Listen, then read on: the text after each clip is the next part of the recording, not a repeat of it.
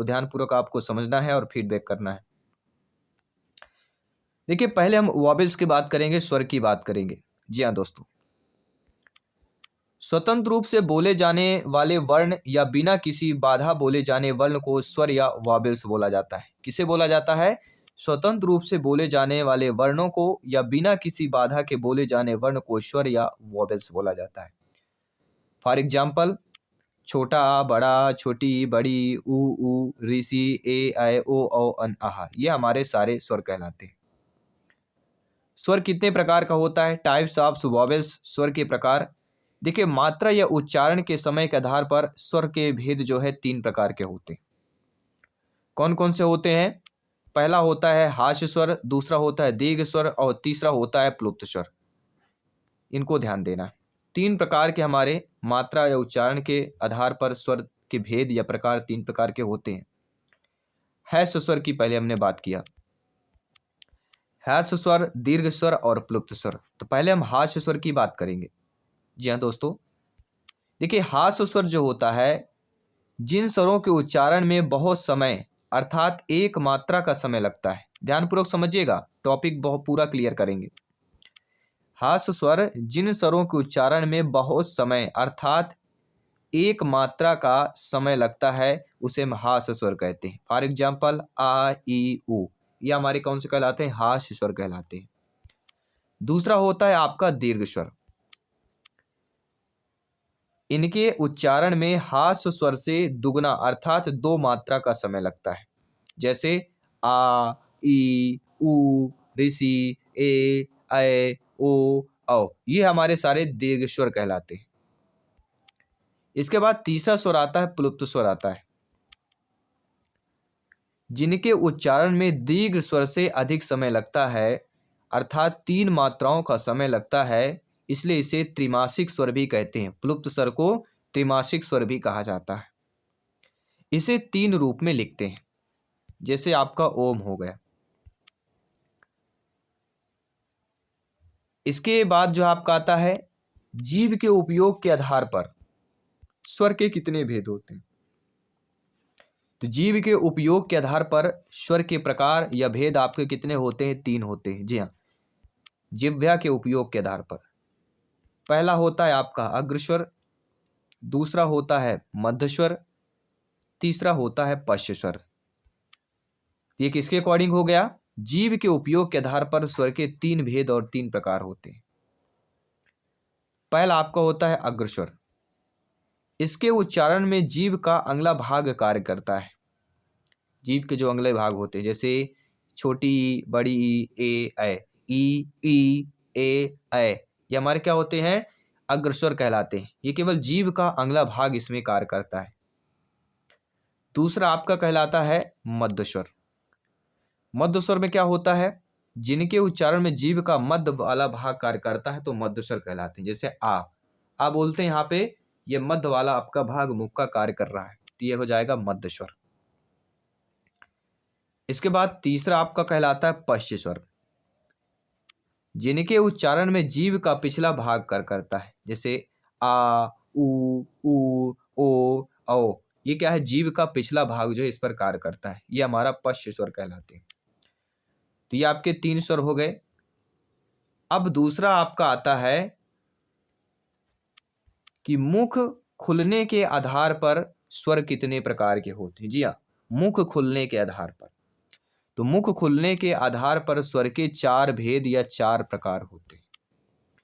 मुख खुलने के आधार पर पहला होता है विव्रत, दूसरा अर्ध विव्रत, तीसरा होता है संवृत और चौथा होता है अर्ध संवृत। ये 4 प्रकार के मुख खुलने के आधार पर जो है स्वर के 4 भेद 4 प्रकार होते हैं। पहला प्रकार आपका कहलाता है विव्रत। जिनके उच्चारण में मुख पूरा खुलता है वो विव्रत कहलाता है। जैसे आ, इसमें पूरा मुंह खुलेगा आपका, ये हमारा क्या कहलाएगा? विव्रत कहला जाएगा। दूसरा कहलाता है अर्धव्रत या अर्ध विव्रत कहलाता है। तो अर्ध विव्रत में क्या होता है? जिनके उच्चारण में मुख जो है आपका आधा खुलता है। जैसे आ, ए, औ, ये क्या कहलाते हैं? अर्ध विव्रत कहलाते हैं, मुख खुलने के आधार पर। तीसरा कहलाता है संवृत। कौन सा कहलाता है? तीसरा आपका समृत कहलाता है।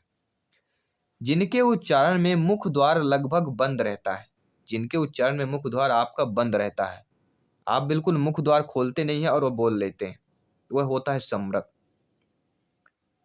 कौन सा हो जाएगा? समृत हो जाता है।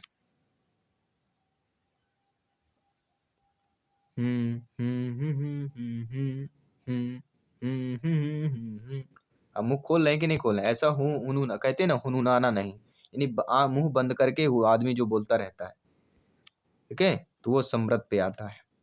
अगला आता है आपका अर्ध समृत। जिनके उच्चारण में मुख द्वार लगभग आधा बंद रहे, ए ओ आधा बंद रहते हैं, ये अर्ध समृत कहलाते हैं।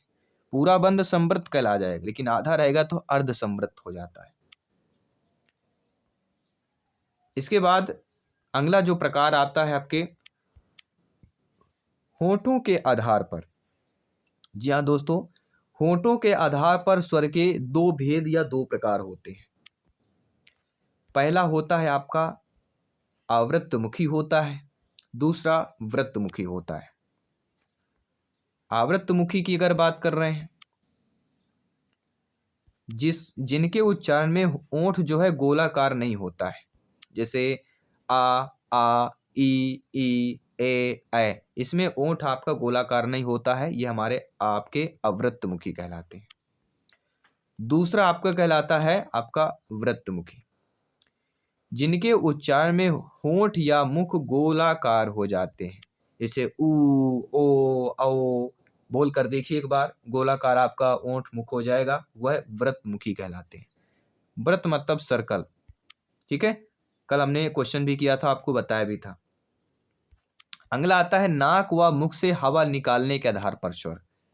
देखिए, नाक व मुख से हवा निकालने के आधार पर स्वर के भेद और प्रकार दो प्रकार के होते हैं।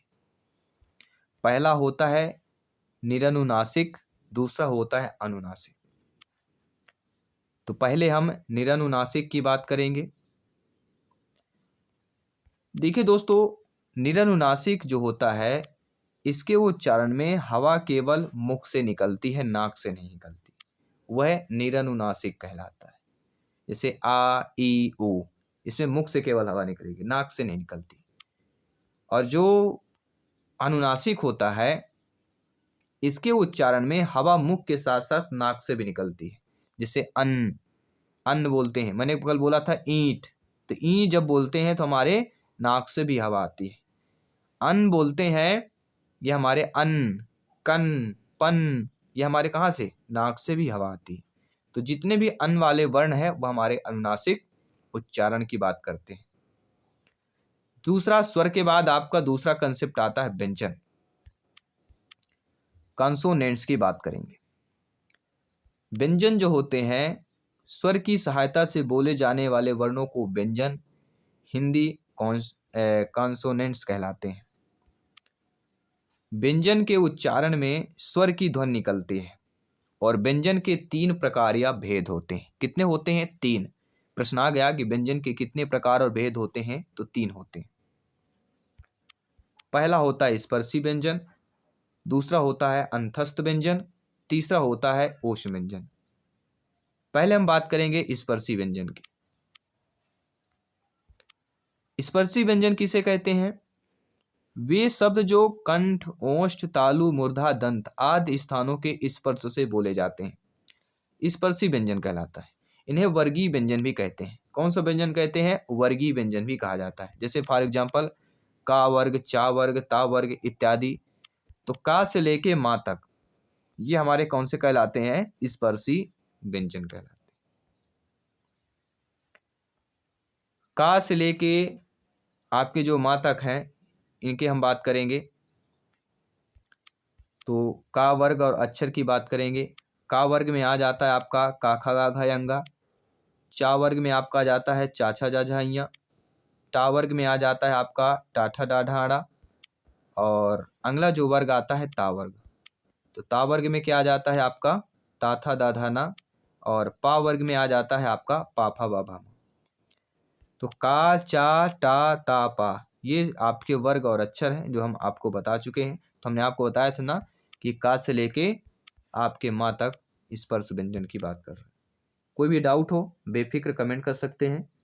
आज हम बेसिक चीज़ें टॉपिक क्लियर करेंगे, फिर हम प्रश्नों की भी बात करेंगे। अगला आता है आपका काष्ठब्य व्यंजन। जी हाँ दोस्तों, काष्ठब्य व्यंजन जो होता है किसे कहते हैं?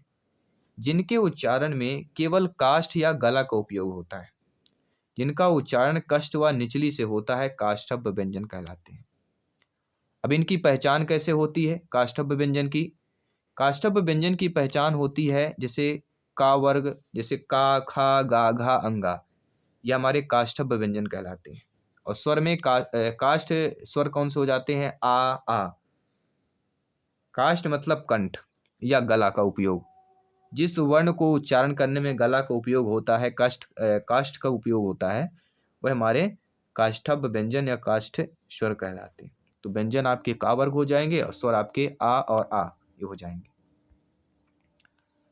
अगला आपका आता है तालब्य व्यंजन।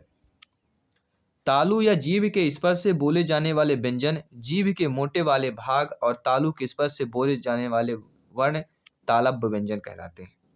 फॉर एग्जाम्पल, तालब्य में चा वर्ग आ जाता है, चा, छा, जा, झा, अया, ये तालब्य व्यंजन कहलाते हैं। स्वर में तालब्य स्वर कौन से होते हैं? ई, या, शा, ये हमारे तालब्य स्वर कहलाते हैं। तो व्यंजन हमारा चा वर्ग हो जाता है। तो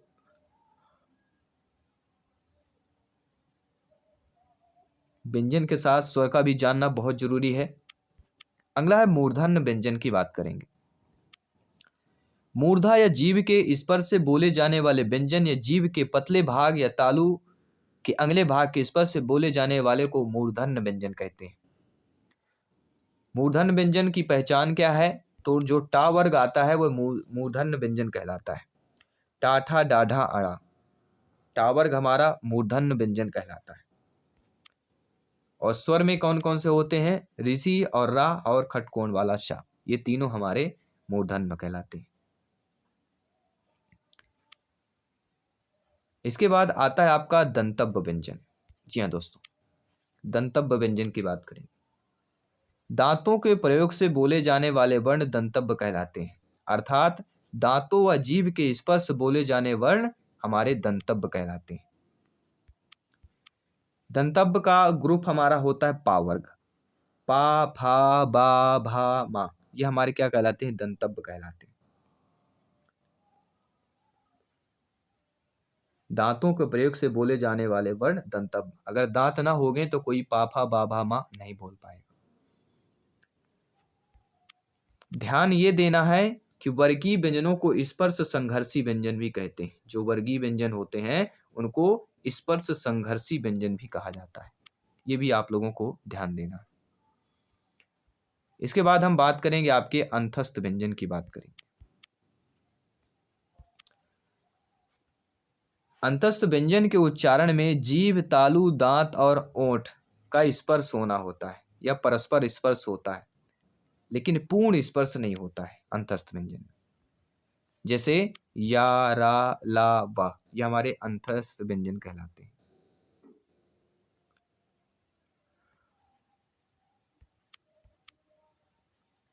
ध्यान यह देना है कि या और रा को अर्थ स्वर भी कहा जाता है।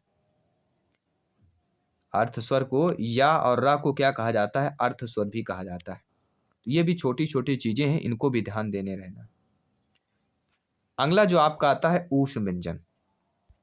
ऊष्म व्यंजनों के उच्चारण में वायु मुख से किसी स्थान विशेष पर घर्षण करती हुई, रगड़ती हुई निकलती है, उन्हें ऊष्म व्यंजन कहते हैं। फॉर एग्जाम्पल, जैसे सा, सा, साहा, सा सरौता वाला, खा खटकोण वाला, शा सरौता वाला, हा हलवाई वाला, ये हमारे ऊष्म व्यंजन कहलाते हैं। इसके बाद ध्यान ये चीज देना है दोस्तों कि जो राय आता है यह लुठित व्यंजन भी कहलाता है, और ला पार्श्विक, अर्थात इसके उच्चारण में वायु जीभ के पास से निकलती, तो ला को पार्श्विक और रा को लुठित व्यंजन। तो ये चीजें ध्यान देना है।